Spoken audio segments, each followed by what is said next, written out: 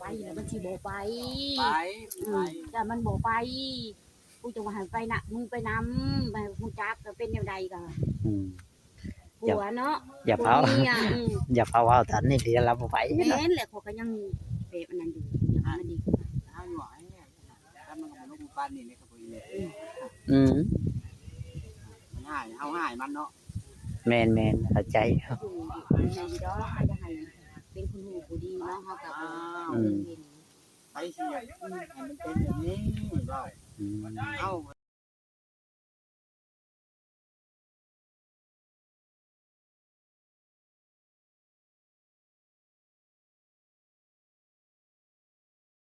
สวัสดีและสบายดีพ่อแม่พี่น้องวันนี้ FC ฝั่งลาวฝั่งไทยและต่างประเทศพี่น้องมาพบพ่อกับช่องพ่อน้องปามชาแนลอีกแล้วพ่อแม่พี่น้องเนาะวันนี้พ่อน้องปามก็มาทางสาวใบว่าสิเอาสาวใบไปพากขังอยู่ที่ศูนย์บำบัดยาเสพติดนั่นแหละพี่น้องเนาะ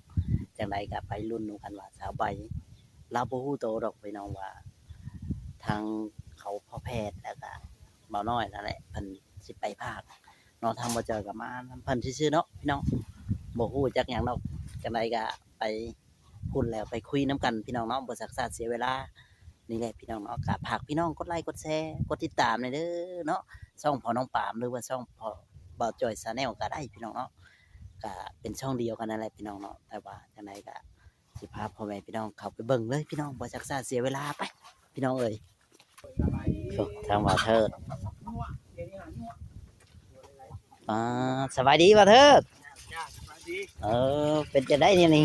สบายดีอยู่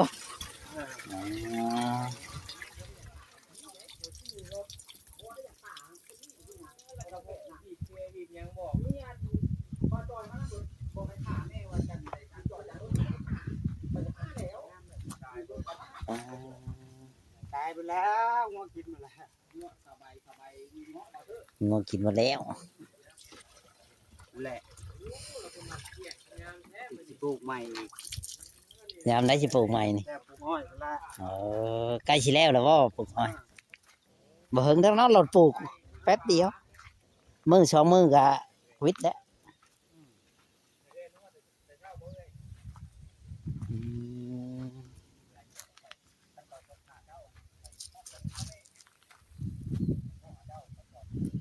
แนวข้ามนะ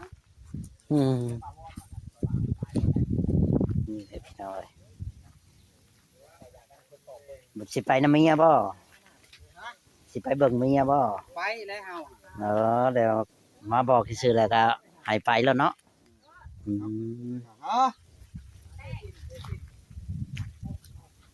แป้งอยู่ไสนี่ไม่ใช่พี่น้องเนาะทางบ่เธอฉันงก เขาไปอยากให้ไปเอาอ่ะมันไปเลยไปก็ได้ เป็นกำลังใจให้ว่าเธอเลยสู้ๆเดี๋ยวเขาก็มาดอกไปแค่เบิ่งซื่อๆเบิ่งอาการการหลายเดือนเติมอยู่ดอกกระช่างมันคันดีก็ดีเช้าก็ดีใจน้ำก็ดีใจน้ำนี่แหละทางบ่เธอก็ได้ เอาให้ไปยังได้อยู่ตลอด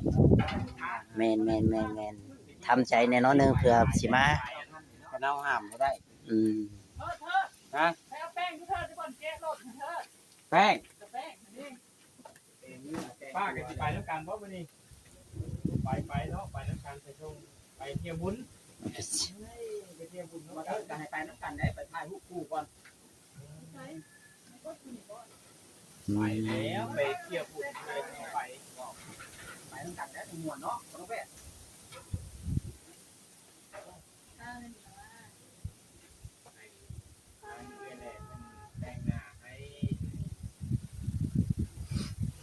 แต่งหน้า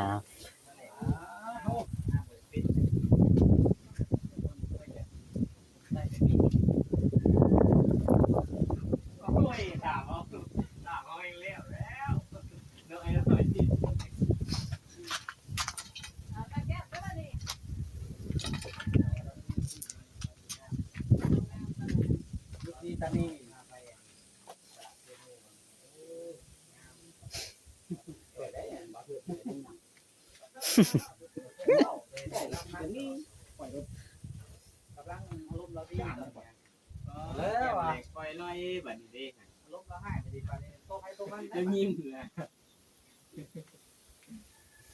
เราหากันนั่งเรื่องดีแล้วว่าเราให้เรื่อง บ่เอาเกิบนี่ขึ้นให้แล้วในบ่นี่ให้เกิบเช้าแลนี่นะเอาขึ้นไว้แล้ว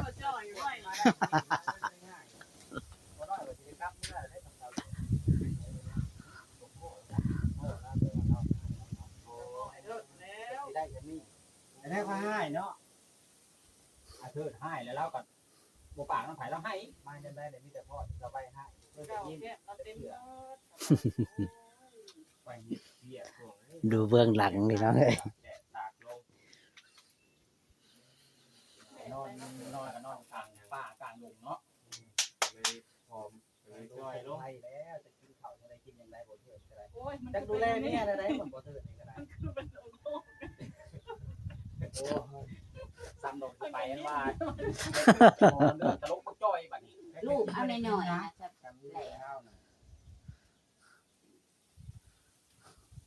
เรากับหอมพอเราได้เรากันเสียบหนักน้อยเถิดเนาะ ก็ประเสริฐแล้วก็ยังไข่อยู่ได้เนาะพอ แต่ แต่ ผิด เนาะ เด้อแต่งตัวแล้ว นี่นะ ที่ไทยคู่กับทะเลพาทำไปดิงานภาคโทรศัพท์แจ้งงามแท้บ่น้อยเจ้าน่ะ เร็วอ้าย ต้องงามแท้ของเจ้าน่ะงามบ่เห็นน้องพี่ซิวยังทำของคนน้องแพทย์พอแฝงงามบ่งามเนาะคนแฝงเนาะ ขาวเอาพอน้องแม่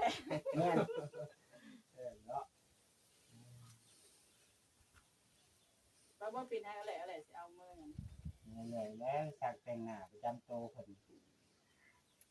จะได้เถอะเราจะได้ให้เนาะ ปัดใส่ นี่ได้ตัวนี้นะคอยหยอกคอย มันก็ คื คื น น ทา ทาน น กันนี่แหละ มาไว้แล้วลูกคืนรู้ป่ะนี่ ผ่านก่อนอันนี้เห็นดำ ไปกินข้าวบอกเขาพัด มีสื่อเดามาตั้งทำลาย ใส่ถุงทำลิทับท่านไปจะคืออยู่ ดีเผาทาน ใส่บล็อกเกอร์ตอนแรกถามว่าใครซื้อมาให้คนแก่ก็ เอา รู้ จะเห็น คือ สื่อบ่ ใช่เด้ ท่านน้องเฮาชื่ออันนู้นเขาเลยเอาเข้าหน้าดิลูกยืนลูก เอาบ่เด้อ ดูเด้จะไว้นี่ก็ได้มันจะมัดไว้กับไว้นี่ก็ได้ยังบ่เปียกอืม ใส่ไม่ใช่ของน้ กับเจอแกงของน้ำต้นต้นเป็นของน้ำ ำใส่ในซอกได้ว่ามันใส่ เวลาก็จะให้อันคุณเฮือนมึงมาเบิก เอาเด้อจังแล้วอันนั้นแหละ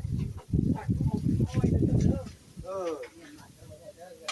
มาทำไมอยู่ได้ แล้วมาแล้วก็เจ้าถักขึ้นเบิดเจ้าก็ผับไว้เลย ตัวใดได้บ่ได้ได้บ่ได้ก็เอาลงไปกินคือนี่ก็ได้เนาะ ไปจะไปอยากเขาก็ ข้าวอีก มีได้ช่วงขายาวนะ เดินไหนเขาจะชอบ เนี่ย ยานะ นี่ใส่ส่งตัวนี้เธอเจ้านะเธอ ฮะ นี่ไม่ใส่ส่งตัวนี้เจ้านะ เราอยาก ใส่ส่งตัวนี้เลยเจ้าก็เอาจากทางนะมาใส่มัน นี่นั่นแหละตรงนั้นแหละงานแล้ว ขอให้เจ้าใช่ได้เถิด ให้ใส่เนาะ นี่จะใส่ตัวนี้เนาะนี่ งานแล้วมัน เริ่ม ขอแพทย์ถ่ายได้ไหมเจ้าก็ได้ เขากล้องไว้ทีละลึก ถ่ายเอาไปแล้วงานแล้วงานแล้วเอาไปอยู่ที่ไหน คือยังคือไปบอก คือไปเห็นไหมคือไปเห็นไหม มันเป็นยังโอ้แทนเราใส่มาที่หมัดจ้องเลยนะบอกไทย ว่าสักกระยาเถิดมาก่อน กินไปแล้วว่าเขาต้องเปลี่ยนเสือไปแล้วเปลี่ยนบ่ตรงนี้ได้เนาะ ไม่ต้องเกี่ยวกับเจ้าลังด้วยอ๋อขนมวานิลาอันนี้ของแพทย์ซื้อให้เจ้านี่ วานนี่เป็นชิ้นเอาไว้คือว่าสงสัยหิวเข่าแล้ววานนี่ก็ได้ตัวเลยยังไม่ได้กินเลย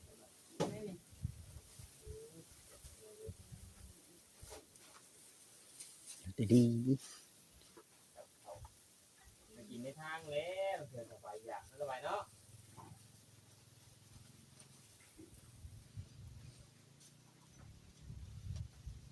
ไปเกี่ยวงานผัดตัดทั้ง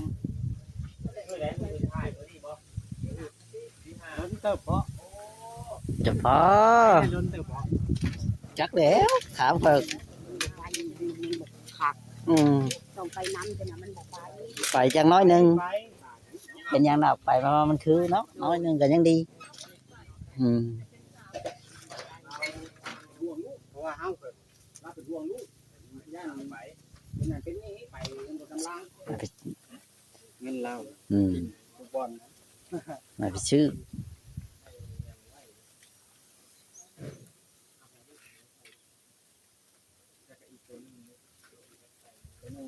ก็เฮาถามเขาถามถูกว่าย าไปเสร็จแล้วก็ไป นั่นแหละมันไปถ้ามันน่ะมันไปแล้วก็สิบ่ไป ไปเขาจะเอาไปเขาเดียวก็มาคือเป็นไปแล้วบอกว่าจะไป ไปถ้าไปจ้ะ ก่อนเดินทางให้ไปหาบ่เต้า ไม่เป็นหยังน่ะ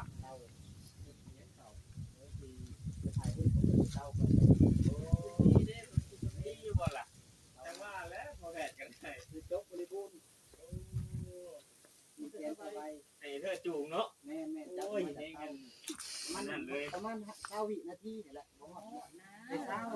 9วิเอาห้างมันอยู่ตรงหน้าพุ่นแหละเอาห้าง เด่นนิสัยเนาะมันอยู่บ้านเจ้าอยู่บนขางฟ้าไว้อยู่แล้ว เอาเข้าไปหรอกเด้อจนพาเราไปเที่ยวกันเต่าบ่ห้างน่ะก็เห็นเต่าบ่ห้างเต่าบ่ห้างอยู่ข้างต้นยางแล้วเต่าบ่ห้าง เอาห่อก็เพชรตะลุ ไปไม่ส่งหาดุมทำไมไป น้ำบ่หา ไม่ได้ส่งหาดุม เวียก มันเปียก ป้ามันเลยไม่เลย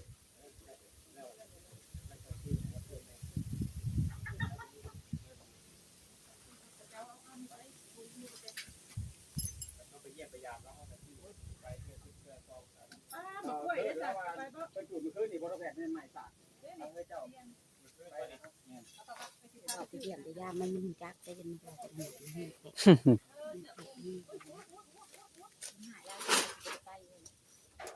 ตีนกับลูกขนาด ของดูเด้ดิคุณ คงเกงเป็นเหลืองกับดำ อ่า ลงมา ไม่สบายเกิบตัวนี้ใช้รถ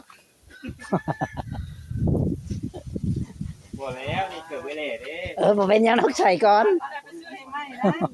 นี่ใช่เกิดเจ้าละโอ้ยบ่จ่อยแนะนำไปสุดที่เนาะบ่แม่นแนวเกิดเป็นต้องจ่อย เกิบมันก็แนะนำ ไป ไป ว้าวไปเลยบ่เถิดเด้ ไป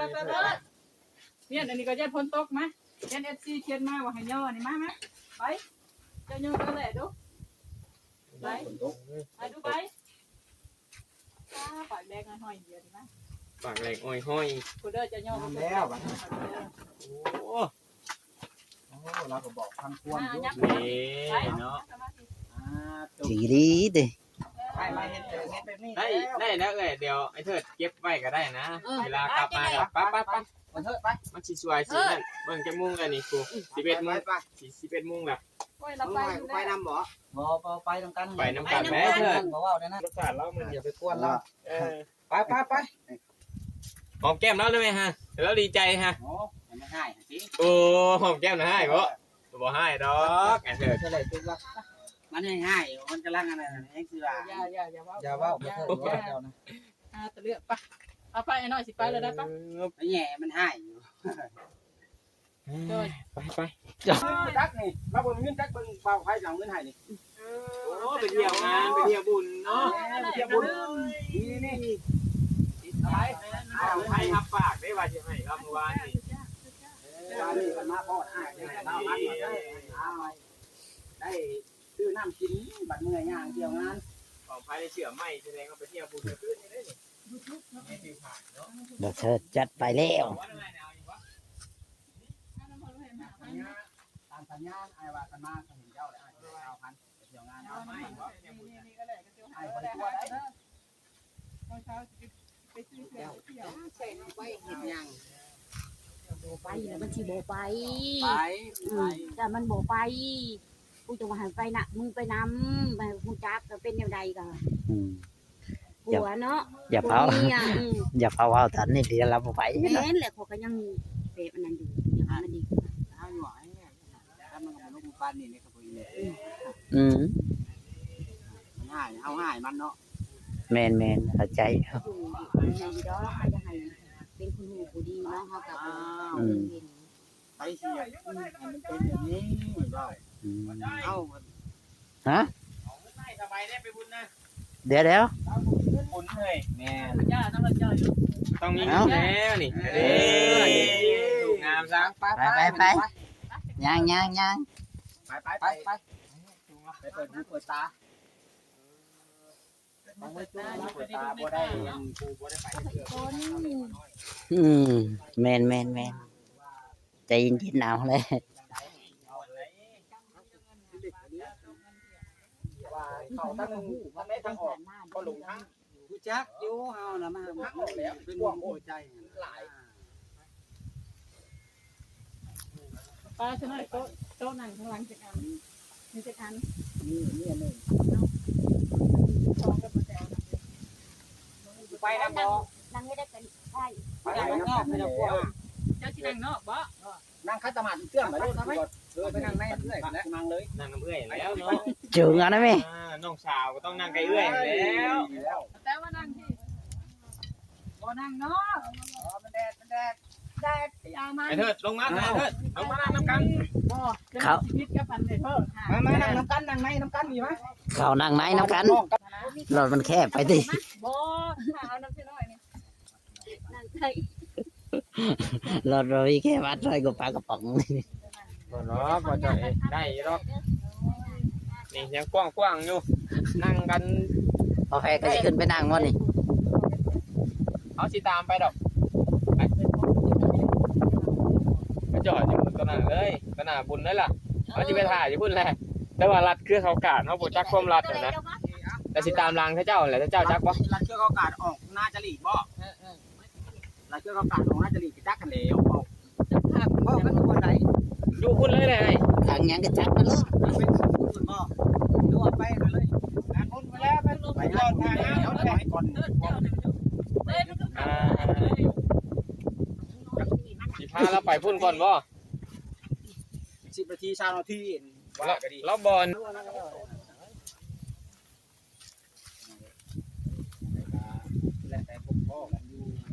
โอเคพี่น้องเนาะคลิปนี้ก็สิบ่มีอย่างไรก็สบายไปแล้วพ่อแม่พี่น้องเนาะสบายไปแล้วก็สิเบิ่งในคลิปนี้เลยพี่น้องเอ้ยสบายไปแล้วกำลังเดินทางพี่น้องแล้วพี่น้องไปแล้วโชคดีเลยสบาย โอเคพี่น้องเลย